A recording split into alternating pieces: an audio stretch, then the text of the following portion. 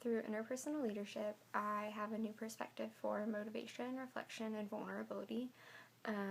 These are all obviously motivation came from the hardiness adventure, and vulnerability through the self-narrative process, and reflection through the beginning lectures in the course about understanding ourselves before we can analyze the relationships around us.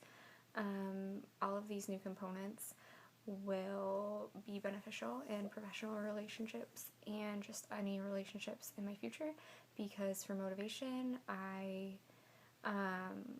learned different tactics to motivate others and learned how to play like both roles. One being needing to be motivated in the self-narrative process, which was something that I really didn't want to do, and also getting the opportunity to motivate others. One with the stories that we tell, and also just with our skills and our passions. Like with the hardiness adventure, being able to motivate somebody to do something that they maybe didn't want to do, being physically active, whereas I had to be motivated for the narrative process. Talking about the narrative process, I learned that vulnerability is worth the risk. Our class grew really close and has a great connectedness now, and that's all thanks to the vulnerability that we all shared with the narrative process.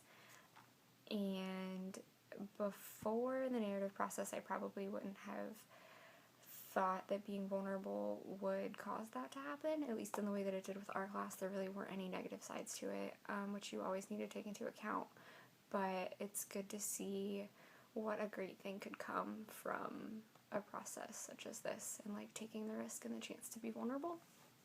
And then the last thing that I got was the reflection piece, which we talked about at the beginning of the course, and it's something you always think about. Of course reflection is important, but I had never really thought about why I had certain feelings, or why certain relationships went one way, or why conversations ended up being something. And then through the whole self-reflection process and sitting down and actually thinking about things and taking the time to pause and reflect, I would think about those conversations and those relationships and what they really meant and what those feelings were and why they were happening. And that's all things that I would have never thought about before taking this course and having the actually take the time to pause and reflect for things. So those are all things that I learned in interpersonal leadership.